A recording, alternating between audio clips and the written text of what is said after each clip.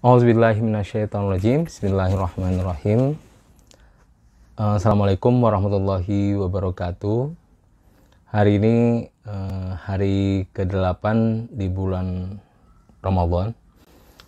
Dan saya akan membacakan bait syair Maulana Rumi, masih lanjutan kemarin tentang perbandingan ya.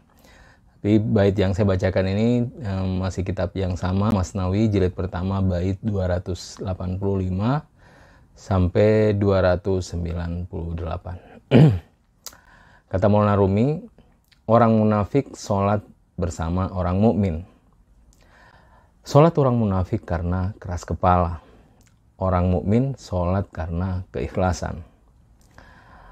Orang munafik dan orang mukmin melaksanakan sholat, puasa, haji, dan zakat. Pemenangnya adalah orang-orang mukmin. Orang mukmin akan berakhir dengan kemenangan. Orang munafik akan berakhir dengan kesirnaan.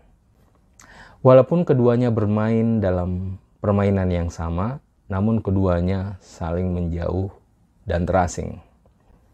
Setiap orang akan kembali ke singgasananya, dan setiap orang akan menapaki sesuai dengan jalannya sendiri.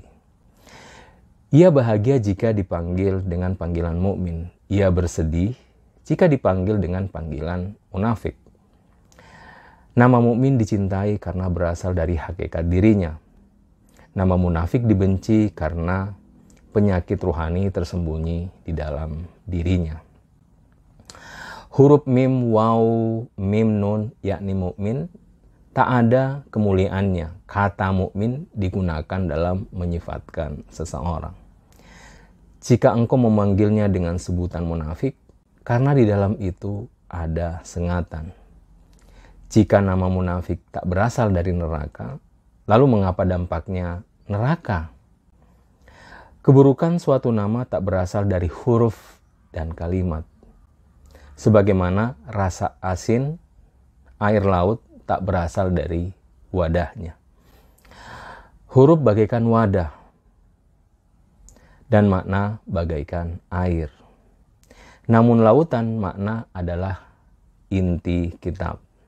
Segala sesuatu berada di sisinya. Di alam ini ada lautan pahit dan lautan manis. Di antara keduanya ada barzah yang membuat keduanya tak saling bertemu. Dua lautan ini berasal dari satu hakikat. Lewatilah kedua lautan itu agar kau sampai pada hakikatnya. Nah, seperti yang kita jelaskan kemarin, Masnawi Maknawi kitab yang 6 jilid ini penuh dengan perbandingan-perbandingan, analogi-analogi, sehingga pesan-pesan sofistik yang ingin disampaikan Maulana Rumi ini mudah untuk kemudian kita pahami. Nah, ini masih sambungan dari syair yang kemarin, dan di sini Maulana mengawali dengan perbedaan ya, orang mukmin dan orang munafik ketika melaksanakan sholat. Orang munafik dengan keras kepala, orang mukmin karena keikhlasan.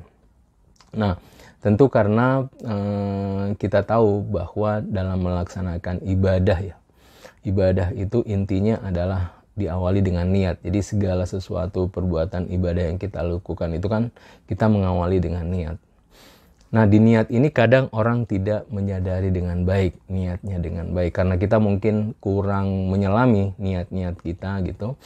Nah, boleh jadi niat-niat kita ini tersembunyi dalam apakah bentuknya ria, ingin dipuji, kemudian ingin memperlihatkan kepada orang lain, ingin memperlihatkan kesempurnaan diri kita, sehingga kita terjebak dalam konteks kemunafikan ya.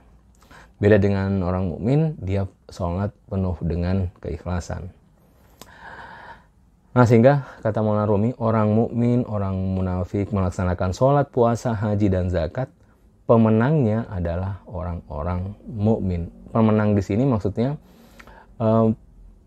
ibadah yang dia lakukan itu memberikan manfaat bagi dirinya gitu. Tapi orang munafik karena dia di dalam dirinya itu adalah ada sesuatu, sehingga ya tentu mungkin bahkan bisa mendapatkan sesuatu yang sebaliknya. Sebab itu kata Maulana Rumi, orang mukmin akan berakhir dengan kemenangan, orang munafik akan berakhir dengan kesirnaan. Walaupun keduanya bermain dalam permainan yang sama, namun keduanya saling menjauh dan terasing. Nah, sehingga kata Maulana Rumi, setiap orang akan kembali ke singgasananya dan setiap orang akan menapaki sesuai dengan jalannya sendiri. Dan ini pesan yang baik dari Maulana Jalaluddin Rumi, bahwa setiap orang itu sebenarnya akan menjalani jalannya sendiri, singgasananya sendiri, dan setiap orang akan kembali kepada jalannya sendiri. Dalam pengertian lain, bahwa setiap orang memilih jalannya dengan kehendaknya sendiri dan dia menikmati setiap pilihannya, seperti itu. Nah, makanya tugas kita sebenarnya adalah saling menasehati. Wa tawassaw bil haqqi wa tawassaw bis sabr. Kita tidak perlu memaksa orang, tidak perlu memaksa sesuatu sehingga dia harus ikut kita dan seterusnya. Yang ada adalah saling menasihati, kemudian saling memberi pengertian seperti itu, karena kata Maulana, setiap orang akan menjalani jalannya sendiri. Nah, ia bahagia jika dipanggil dengan panggilan mukmin, ia bersedih jika dipanggil dengan panggilan munafik. Nama mukmin dicintai karena dari hakikat dirinya. Nama munafik dibenci karena penyakit ruhani tersembunyi di dalam dirinya. Huruf mim, waw, mim, nun, mukmin tak ada kemuliaannya. Kata mukmin digunakan dalam menyifatkan seseorang. Kata sebagaimana kata tentu tidak punya makna ya, tapi justru yang ada di balik itu sebenarnya. Hakikat di balik itu yang sebenarnya punya makna. Nah, jika engkau memanggilkannya dengan sebutan munafik, karena di dalam nama itu ada sengatan. Maksudnya ya hakikat di dalam diri hakikat munafik itu ada sesuatu gitu. Kata Maulana Rumi, ada sengatan sehingga semua orang tidak menyukai kata itu ya. Jadi tapi bukan kata itu sendiri, tetapi makna yang ada di balik kata tersebut. Sehingga kata Maulana Rumi, jika nama munafik tak berasal dari neraka, lalu mengapa dampaknya neraka gitu. Maksudnya kita kan tidak senang dipanggil dengan munafik ya. Nah, dari sini Rumi ingin membuktikan dalilnya bahwa sebenarnya munafik ini berasal dari neraka. Kalau tidak, coba kalau kita panggil seseorang dengan munafik, itu tidak satupun orang yang menyukai. Nah, ini kata Maulana Rumi, itu dampaknya neraka gitu. Kalau dia nama itu tidak berasal dari neraka, kenapa dampaknya neraka? Ini contoh yang terbaik ya, dalil pembuktian secara terbalik gitu. Bahwa kalau memang nama ini tidak berasal dari neraka, coba deh panggil orang dengan munafik. Kenapa dampaknya tidak mengenakan gitu. Itu dampaknya, kata Maulana, kenapa dampaknya neraka. Tapi keburukan suatu nama tak berasal dari huruf dan kalimat. Sebagaimana rasa asin air laut tak berasal dari wadahnya. Nah, dulu ada perdebatan tentang bahwa kalau kita mengucapkan kalimat Allah, maka secara otomatis kita akan masuk surga. Nah, kalimat la ilaha illallah itu bukan dari katanya sebenarnya, tetapi makna yang ada di balik itu. Sejauh mana kita mengimplementasikan kata tersebut. Jadi bukan sekedar mengucap ya, karena ya kata adalah kata gitu, tidak memberikan sesuatu. Kecuali dia memang representasi dari nama tersebut. Jadi bukan dari kata. Makanya kata Maulana Rumi, keburukan suatu nama tak berasal dari huruf dan kalimat. Sebagaimana rasa asin air laut tak berasal dari wadahnya. Huruf bagaikan wadah dan makna bagaikan air. Namun lautan makna adalah inti kitab. Segala sesuatu berada di sisinya. Ini alegori atau analogi yang sangat menarik dari Maulana Rumi yang menjelaskan bahwa huruf bagaikan wadah dan makna bagaikan air. Jadi setelah Maulana menjelaskan bahwa sebenarnya bukan kata atau kalimat loh yang intinya adalah ada sesuatu di balik itu. Nah, kemudian dari situ Maulana membandingkan dengan huruf itu seperti wadah dan makna itu seperti air, kan? Wadah air.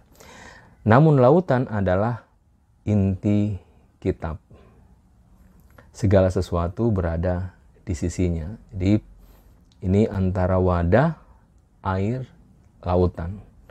Yang huruf adalah wadahnya, makna bagaikan air, lautan adalah inti kitab. Lautan itu adalah sesuatu yang tak terbatas, tak terhingga, absolut, dan seterusnya. Oleh karena itu, lautan itu adalah simbol tak terbatas. Simbol tak terbatas itu adalah sifat dari hakikat Allah Subhanahu wa Ta'ala. Sebab itu, kata Maulana, segala sesuatu berada di sisinya. Di alam ini ada lautan pahit, ada lautan manis. Di antara keduanya ada barzah yang membuat keduanya tak saling bertemu. Jadi fihima la yaltaqiyan wa bi ayyi ala'i rabbikuma tukadziban dalam surah Ar-Rahman. Nah, seperti itu. Nah, tapi Maulana Rumi menjelaskan seperti ini. Dua lautan ini berasal dari satu hakikat. Lewatilah kedua lautan itu agar kau sampai kepada hakikatnya. Jadi dua lautan ini bisa kita ibaratkan lautan pahit dan manis itu seperti baik buruk ya. Baik buruk itu manusia yang masih dalam tataran itu. Nah, para sufi mencoba untuk melampaui dari realitas itu, dan itu sebagai hakikat yang paling terdalam. Kata Maulana Rumi, disitulah sebenarnya hakikat yang penuh dengan hakikat keikhlasan, karena dia tidak lagi melihat dimensi dua hal tadi, realitas yang terkait dengan misalnya saya melakukan ini karena ingin sesuatu balasan itu dari kebaikan, bukan lagi itu, tapi memang karena semuanya dilakukan karena hakikat Allah Subhanahu wa Ta'ala. Jadi maksudnya ada yang beribadah karena takut neraka, ada yang beribadah karena serakah terhadap surga. Itu masih ada keinginan, bukan ilahi ya. Yang satu mau jauh dari neraka, yang satu adalah karena ingin surga. Nah, Maulana Rumi mengajak kita untuk melampaui itu. Seperti para sufi-sufi lain, mengajak kita untuk melampaui itu sehingga kita beribadah ini hanya untuk meraih ridho dari Allah Subhanahu wa Ta'ala, sehingga kita dalam beribadah ini adalah penuh dengan keikhlasan. Bulan ini adalah bulan yang sangat baik untuk mengimplementasikan sifat-sifat ilahiyah di dalam dirinya, sehingga insya Allah perlahan-lahan kita beribadah ini hanya untuk Allah Subhanahu wa Ta'ala. Sampai di sini pembacaan bait syair ini, insya Allah besok kita lanjutkan. Kalau teman-teman ada ingin komen atau bertanya, silahkan komentar di kolom YouTube kami. Saya akhiri sampai di sini. Wabillahi taufiq wal hidayah. Assalamualaikum warahmatullahi wabarakatuh.